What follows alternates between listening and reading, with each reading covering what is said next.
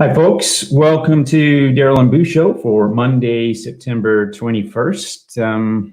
How's it going, Boo? How's your weekend? Yeah, it was good. Did more mountain biking. A couple people noticed that John Cowlang was on with me live last week, and the conversation quickly turned to mountain bikes again. So yeah, even though it was raining up until about Saturday morning ish, and the forecast looked like it was supposed to rain on Sunday morning there, where we would have had a chance to go. Kind of checked in the morning, and it looked clear, so we went out there and yeah, went up and down the tracks a couple times. Besides that, working on renos, and we'll get to a little bit of a conversation around that when we bring our guest on. Yes. But I was safe and did not cut off any pieces of my body during that. How about you, Daryl? Yeah, I think they call that foreshadowing is what you just did. Yeah, I actually built something. We joked last weekend. Well, I shouldn't say I built something. We joked last weekend about my skills or lack thereof for around being anything as a handyman. I'm absolutely useless, which I'm ashamed to admit, but it's true. So we were joking last week. A simple wine rack that was trying to put together a few weeks ago ended up just in a big pile of garbage and thrown in recycling. So we got a new one. And I said I would build that this weekend and take a picture to show it to you, but it's not even picture worthy. It was so simple. It was just actually a bunch of wood that snapped together, and it took me 15 minutes. So I didn't. Baby steps. Yeah, exactly. I would have felt silly taking a picture of it, but so yeah. Other than that, went out for dinner with some friends on Saturday evening, and yeah, we were just. Again, still kind of smoky. It looks like it's clearing up now, so I'm trying to avoid too much outdoor activities with the smoke. But now it looks like everything hopefully is good for a little while. So yeah, it's a good weekend all around. Yeah, nice. Yeah, so we've got Tim Wagner. So I'm looking forward to this. It's actually been, I can't remember the last time I even talked to Tim. He's been joined us here in Vancouver on many occasions, and very, very interesting guy. So maybe bring Tim on and look forward to catching up with him. That's good. Foreshadow. There it is. We should have put up a warning at the beginning of the show that they might see a digit missing. Half a digit. 9.5. Yeah. So you can. We were chatting offline a little bit. So Tim, opposite to me, is very handy and actually builds stuff at home and is actually quite proficient. But by his own admission, I think got a little bit careless in his safety while using a table saw. So maybe we'll get you to chat a little bit about that and maybe give some advice to all those DIYers out there. Yeah. So in all seriousness, yes, I did lose half of a finger on my right hand. It's the middle finger. About 3.5 weeks ago. So recovery is actually fairly quick. I mean, it's still swollen, but still tight. Pushing the I key is a little challenging. Other than that, it's actually okay. It's funny, Daryl. I was thinking about this before the show because I knew we'd talk about this because it's what I like to do when I'm not on a keyboard. I love to be in my garage and building and painting. I've painted. We moved to Texas a year ago, so I've painted the whole upstairs of my house, all the doors, rebuilt our pantry. That's what I was working on. And yeah, Boo's looking at my Instagram feed. Look at you. So actually, I think the finished picture. Yeah, that picture. So this is funny. If you keep clicking, I think the last one, yeah, that one. So if you look at the top left, I was cutting the 45-degree miter on that floating shelf. So it's hollow on the inside. And then it's mounted on the wall. I was cutting that piece, and it's like 1.5 inches wide. And I was pushing it through the table saw blades on a 45. And right before I got to like the last 6 inches of the cut, I'm like, I should probably use a push stick. Well, I had the push stick set to the side, just out of reach. And people know, like, when you stop cutting, like, if you try to pull the workpiece back, you risk it kicking back at you and, shooting the wood at you, which is dangerous. Right. I should have just turned the saw off, let the blade spun down, grabbed the push stick and finished. But I went, oh, it's just 6 inches. So I go to push, and sure enough, my finger raises up, catches the blade, and choop. So in about 2 seconds after that pause. But the whole reason I'm telling this story is actually, I knew the right thing to do. I knew exactly what I should have done. My normal practice is to use a push stick, my principles, and I didn't follow it, and it cost me. The finger wasn't the worst part, though. It was my wife hearing me yell, so Yeah. I didn't want to bleed in the house. So I grabbed like a shop rag I had that's full of dust, of course, and I covered the wound, put it over my head, and I got it to stop bleeding within a minute. And I opened the door to my house. I'm yelling to my wife, who is on a conference call on the other side of the house. Oh my gosh. Yeah. So I think I put more trauma to her than myself. Yeah. But I've now invested in a saw stop. For those that don't know the technology, you can't cut yourself. There's actually a lot of demos online. If you do saw stop hot dog demo, you'll see it. Yeah. It's got an electric sensor in it. And if you complete the circuit, essentially, so anything that completes an electrical circuit, it'll drop the blade below the table and it slams it into an aluminum block. Okay. So I couldn't do it again. That was what I had to do in order to be back in my job. Jeez. It's a little too close to home, that video, Boo. Yeah. So it's crazy. It was on Discovery Channel with wow. the inventor, and he actually tested it against his own finger on the show. Jeez. Yeah, I'm like, that's trust in your invention, I guess. No kidding. So, Boo, Yeah. I think I know you do woodwork at home. Do you have a table saw? I do. Now, I don't know. Are you online Googling cost of what Tim just invested in? Yeah, I probably will be looking at something like this. My next purchase was meant to be a dust collector, but I think I'm actually going to halt that and look at these saw stops instead. Yeah. And they have varying degrees, right? Like, they have job site portable ones all the way up to like a professional cabinet saw. So the one I have is more of a professional cabinet saw. For the record, my dad was a cabinet maker, so Okay. I've used large table saws since I was 10 years old. I'm in my 40s now, so I've been doing it a long time. So yeah, wow. So, in my future career. has your dad lost any digits? He is not. He had an accident on his thumb with an edge banding machine, which will add like a strip to unfinished plywood.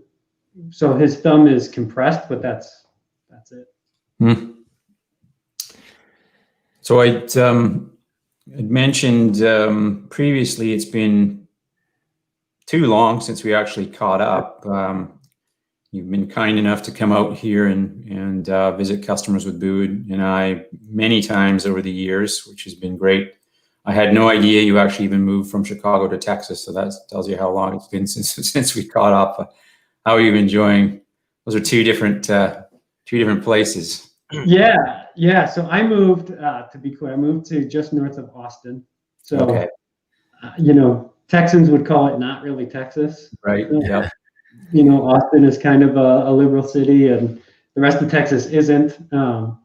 But I'm north of Austin, so I'm actually real close to the Dell campus, about 15 minutes from Dell, their big Round Rock location. Right. It's been great weather-wise. So I've been here about a year now.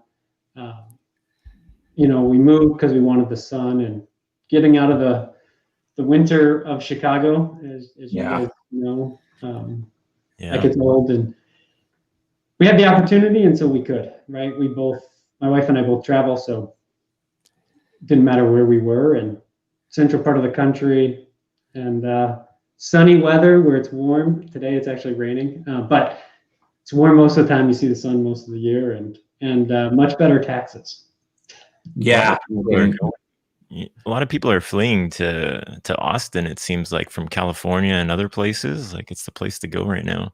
Yeah, it's and it's Austin because it's sort of a collection, so you get a lot of wide variety. So my neighbors are actually older people that have retired, and he was actually a finance guy for IT at a company I won't name, but he came from the East Coast, so you get a good mix because it's got a good blend of,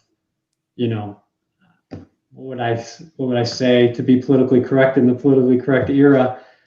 You get a good mix of left, right, middle, kind of leave you alone, which is what I liked. Yeah. I worked at Dell before coming to F5. It was a long time ago, but we used to go down to Austin almost every year, and just immediately loved that city. Is just I've often said if there's a handful of places that I've been to. I haven't traveled extensively in the U.S., but if I was to move to the U.S., Austin would be one where great just for the people who haven't been there. Like, city itself is not overly large. It's a university city, a fantastic music scene, just a very cool vibe in that city. Yeah, and then you're 20, 30 minutes and you go west and you're in hill country where they have vineyards and a lot of state parks and outdoor exploring, and so it's not the flatlands of Texas. Like most people think. It's and then you're close to San Antonio, if you want to go there for history. So it's an interesting area, but I'm glad we made the move. Yep. Won't say it was easy moving. I'm born and raised outside of Chicago, so it's weird. It's a funny story. So, like all good Chicagoans, we have a bunch of winter clothes, and we put them in the front closet, right by the front door, like you do in Chicago. And so, like last week, we've been here just over a year, like a year and a few weeks, and last week we're like, we are wasting this entire closet on clothes we're not gonna wear. so we've moved those into a hidden closet in one of the rooms or something. Like, I just realized I'm never gonna wear a winter coat unless I go visit you again. Pull those out when you go and visit friends in Chicago the next time. Yeah, or Vancouver. I think I'd. Yeah, exactly, Vancouver. Yeah. But you won't let us in right now, so. You can fly in. You cannot land. You cannot go over one of the land borders right now. But you can fly in? Yeah. But if you fly in, you have to quarantine for 14 days. So you'll still be doing Zoom calls for 14 days, and then you can venture out. That's funny. Yeah, well, I just saw you guys are finally back to being able to go out, have meetings. Yeah. Yeah. So how are customers with that? Like, is there hesitancy to have outsiders in their office, or what's the take you guys have seen so far? I don't think they're. We did our first lunch meeting. We just traveled over to Victoria. Didn't go into any offices, and I don't think there is a lot of or much at all of any meetings going on at customer locations. I think it's more just lunch meetings and outdoor activities at this point. We're starting to see, as we get onto Zoom, a few customers who are actually in their office, so they're starting to come back that more consistently. So hopefully that trend continues. It's starting to tick up a little bit here in BC. We've been very fortunate. We've had a very, very small number of cases, but it's starting to tick up a little bit. So there's the overall restrictions might be tightening a little bit, but hard to say. It's kind of a week by week, month by month thing.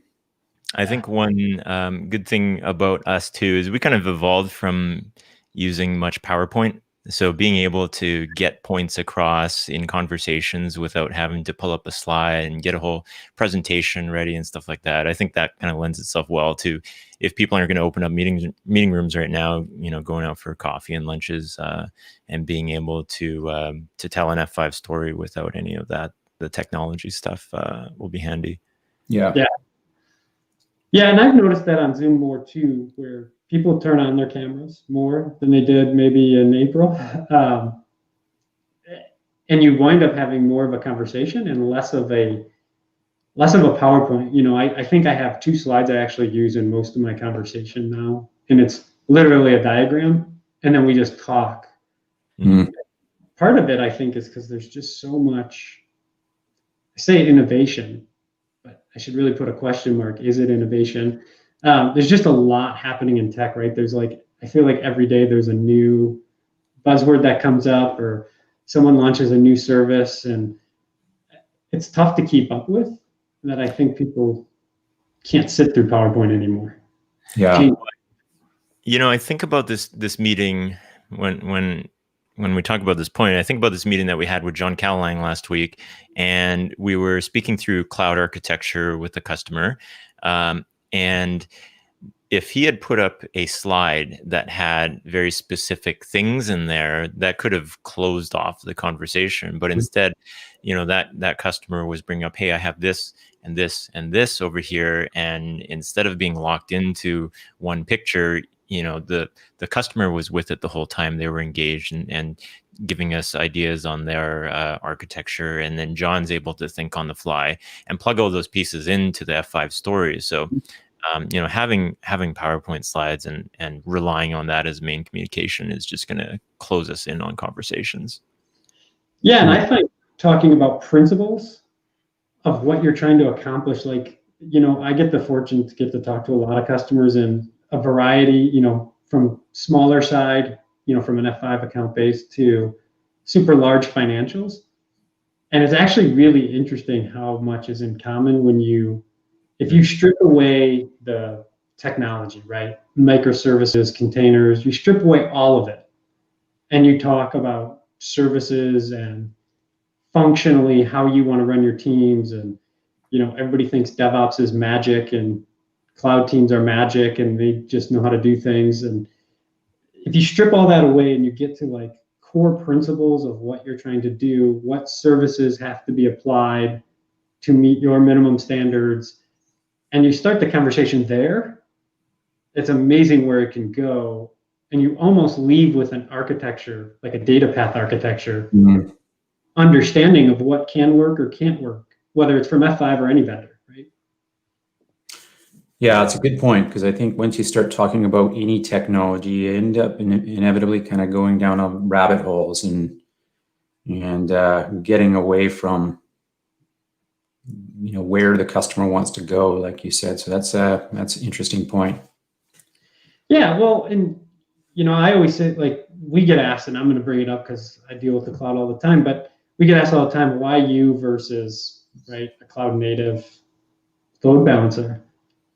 And I before I even answer that question, because the features don't matter at first, it's what do you want your data path to be? Are you using 2 clouds? Maybe not for the same application, which most people don't use 2 clouds for the same application, to be clear.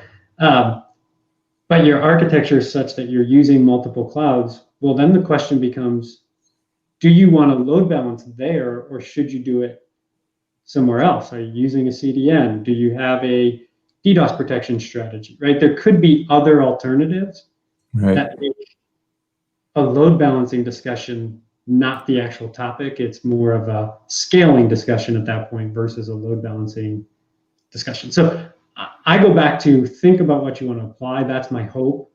What are the principles you have to follow? And there's really 4 areas. How are you doing discovery? All of that matters more so than the actual product you buy. And I know we work for a product vendor, but that'll solve itself if you've come down to the right principles. Yeah, good point. I mean, it's true. I mean, we realize when we're talking to our customers, in many cases, service, the native cloud services are perfectly fine and probably the right choice. But getting to that discussion, as you said, is probably a better way to frame it up. You probably have come to an outcome that makes more sense at the end of that discussion. Yeah, it's just, I always say, Boo, you're doing renos. I don't know what, but I'm going to ask you here in a second. It's like a house. You can talk about the countertops and the drawer pulls and all the other minute little things that you can actually change every year if you wanted to and had the financials to do it. You could do that. What you can't change very easily is the foundation or the load-bearing walls. So if you set the box around what you're trying to do, you can change the inside all you want. You can go from 2 bedrooms to 4 if you want to, if you built the right frame, right? So that's what I think is the conversation. And it's funny because we apply it everywhere else in our life. But when it comes to tech, we don't. We instantly go to product and feature. We don't go to function. Yeah. You guys watched. So, Boo, I'm going to ask you, and I'm going to ask you another question. But what runners are you doing? Because I'm a dork and I love that stuff. So very basic compared to what you're doing, but our walk-in closet we're going to turn into a little office for my wife as she's homeschooling the kids right now, and she needs a separate space for that. And at the same time, now this isn't actually building anything, but a wardrobe for the clothes that will now go into the bedroom because we have some space in our master bedroom anyways. So same thing is that right now we've spent a whole bunch of time just prepping the wall in the taking everything out of the walk-in closet and prepping the wall and stuff. And I know for my wife, she wants to get to what are all the bits and pieces that we're going to put on top of this, but I'm more focusing on let's make sure the wall is super prepped and clean. We have to get electrical done in there. Might have to change some of the lighting in there for her as well. But all of those pieces need to get put together first, and then we can put all the layers on top that you'll actually use. But I want to make sure everything that we're not going to get to touch for a long time after that, after we place everything on top of it, I want to get all that stuff done properly first before we install everything else. That's fun. Are you going to build the desks and do the drywall and painting, or are you outsourcing? I have a couple ideas. We could just hang something off of the wall and a floating shelf that would be a desk. Or I was thinking maybe she would like a standing. I haven't talked to her about this. Maybe she would like a standing desk. And my standing desk is actually just a frame that I grabbed a tabletop from IKEA for and placed it on top of the frame. And so could do something like that as well. But first of all, I got to get the wall done. But then at the same time, I've been wrestling with these. For the wardrobe, we're going to get a IKEA setup because it's super easy, and they have this PAX wardrobe system where I didn't realize you can pick out every single thing on there, but the same thing, it comes down to a foundation, and you pick out all the things for the foundation, and then if you wanted to, the doors and the doorknobs and little bits and pieces like that, that's all cheap stuff. You can replace all that stuff all day long every 6 months if you wanted to, and have a completely different looking wardrobe. But again, want to get the base kind of figured out, because I don't want to be changing that stuff around, because that's a big job to change the foundation around. Yeah, it's awesome. Good luck. That's fun. Yeah, thanks. The wardrobe gets delivered today, so I'll be assembling it. Are you bringing Daryl over to help you assemble it? Yeah. We'll have to see a picture of the wine rack first. Yeah, exactly. Happy to help, Boo. No charge. Do you have a screwdriver, Daryl? Yeah, I've got a couple. I think anybody who actually does work on their home would look at my screwdrivers and laugh, but I do have a couple. It's amazing that you can basically put together anything IKEA with an Allen key. I got to tell you, that is the most frustrating tool invented. The Allen key? Yeah, because it's never long enough, right? On the one side, and then the other side, there's not enough leverage. Yes. And so you're always frustrated no matter how good the tool is. It's frustrating to use. So bringing it back to mountain biking, like now that I have to do a few things on it, there's Allen keys that they make. I should bring them up, but park tool, and I'm sure other, it's not a uncommon thing. T-handle?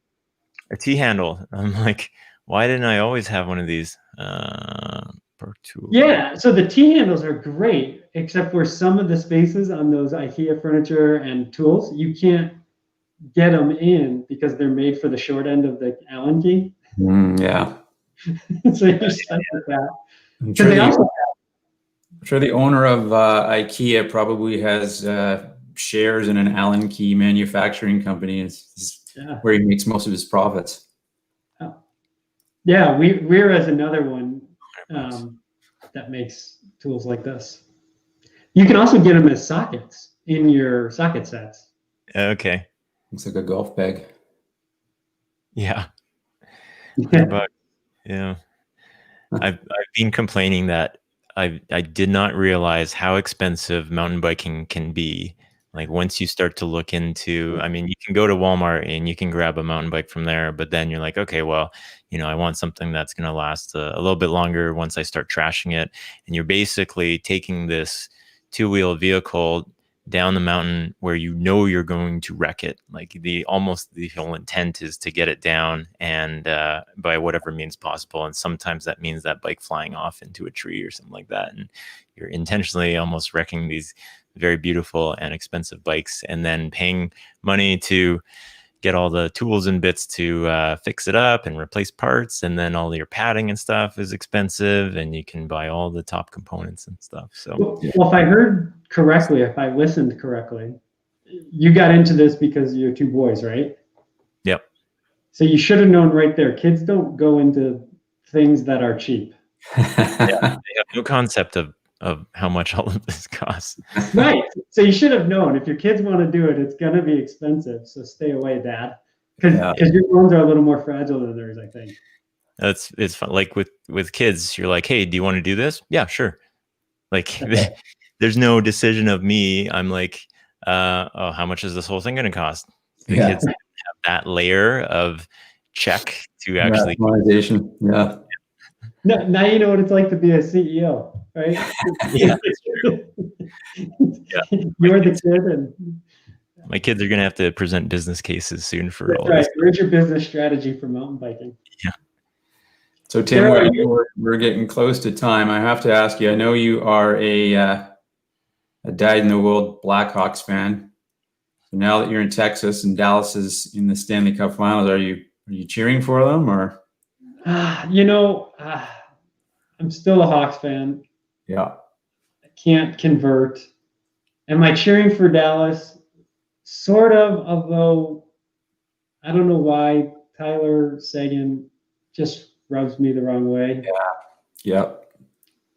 To be clear, I'm a Jonathan Taves style hockey fan. I like that in the corners, kind of big body, puck control. Marian Hossa is another great example. Yeah. That's the player I prefer over like a Patrick Kane, flashy, don't hit anybody, don't bleed on. Yeah, Marian Hossa was the epitome of that type of player, a guy that almost impossible to get the puck off of once he decided he wanted to go. Yeah, and back checking and like two-way, like just the true team guy. You guys had a couple of those in Vancouver over the years, but I wouldn't say the Dean twins, but no, hard to get the puck off them, but yeah, different style of play. Yeah. Well, I think we're pretty much at time here, Tim. So great chatting with you, and hopefully once the world gets back to normal, it'll be great to get you back up to Vancouver and out in front of some of our customers again. And I think Boo's probably going to bring you on for another segment where we'll talk a little bit more about your role as a cloud evangelist and some of the things that you're talking to customers about. So I'm looking forward to that for sure.